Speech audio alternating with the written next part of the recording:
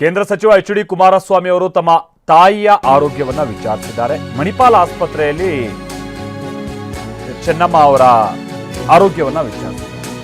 ಮೊನ್ನೆ ಸಂಜೆ ಚೆನ್ನಮ್ಮ ಅವರ ಆರೋಗ್ಯದಲ್ಲಿ ಸ್ವಲ್ಪ ಏರುಪೇರಾಗಿತ್ತು. ಈ ಕಾರಣಕ್ಕಾಗಿ ಮಣಿಪಾಲ್ ಆಸ್ಪತ್ರೆಗೆ ಕುಟುಂಬದವರು ದಾಖಲಿಸಿದ್ದಾರೆ.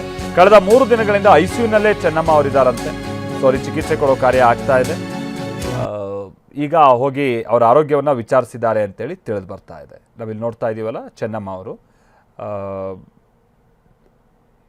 ಹಾಸ್ಪಿಟಲೈಸ್ ಆಗಿದ್ದಾರೆ. ಆ ಕಾರಣಕ್ಕಾಗಿಯೇ ಕುಮಾರಸ್ವಾಮಿ ಅವರು ಇವತ್ತು ತಮ್ಮ ಬ್ಯುಸಿ ಶೆಡ್ಯೂಲ್, ಅವರು ಭಾಳ ಕೇಂದ್ರ ಸಚಿವರು ಬೇರೆ ಬೇರೆ ರಾಜ್ಯಗಳನ್ನು ಓಡಾಡಬೇಕಿದೆ. ಸೊ ಅಂಥದ್ರ ನಡುವೆನೂ ಕೂಡ ಈಗ ಕುಟುಂಬದ ಸದಸ್ಯರ ಕಡೆಗೆ ಅವ್ರು ಸಹಜವಾಗಿ ಒಂದಷ್ಟು ಗಮನವನ್ನು ಕೊಡಬೇಕಾಗಿರುತ್ತೆ.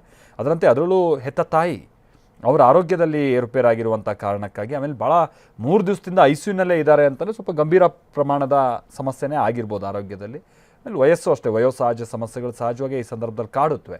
ಆ ಕಾರಣಕ್ಕಾಗಿ ಕುಮಾರಸ್ವಾಮಿ ಅವರು ಸೀದಾ ಮಣಿಪಾಲ್ ಆಸ್ಪತ್ರೆಗೆ ತೆರಳಿ ತಾಯಿ ಆರೋಗ್ಯವನ್ನು ವಿಚಾರಿಸಿದ್ದಾರೆ ಅಂತೇಳಿ ತಿಳಿದು ಬರ್ತಾ ಇದೆ.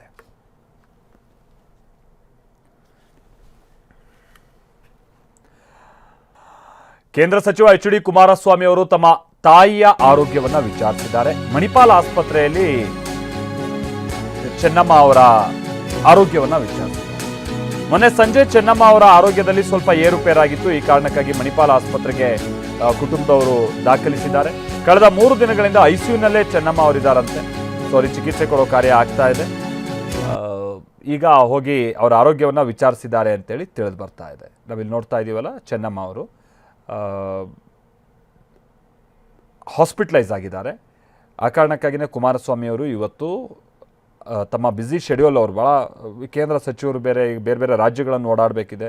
ಸೊ ಅಂಥದ್ರ ನಡುವೆನೂ ಕೂಡ ಈಗ ಕುಟುಂಬದ ಸದಸ್ಯರ ಕಡೆಗೆ ಅವ್ರು ಸಹಜವಾಗಿ ಒಂದಷ್ಟು ಗಮನವನ್ನು ಕೊಡಬೇಕಾಗಿರುತ್ತೆ. ಅದರಂತೆ ಅದರಲ್ಲೂ ಹೆತ್ತ ತಾಯಿ ಅವರ ಆರೋಗ್ಯದಲ್ಲಿ ಏರುಪೇರಾಗಿರುವಂಥ ಕಾರಣಕ್ಕಾಗಿ, ಆಮೇಲೆ ಭಾಳ 3 ದಿವಸದಿಂದ ಐಸಿಯುನಲ್ಲೇ ಇದ್ದಾರೆ ಅಂತಲೇ ಸ್ವಲ್ಪ ಗಂಭೀರ ಪ್ರಮಾಣದ ಸಮಸ್ಯೆನೇ ಆಗಿರ್ಬೋದು ಆರೋಗ್ಯದಲ್ಲಿ. ಆಮೇಲೆ ವಯಸ್ಸು ಅಷ್ಟೇ, ವಯೋಸಹಜ ಸಮಸ್ಯೆಗಳು ಸಹಜವಾಗಿ ಈ ಸಂದರ್ಭದಲ್ಲಿ ಕಾಡುತ್ತವೆ.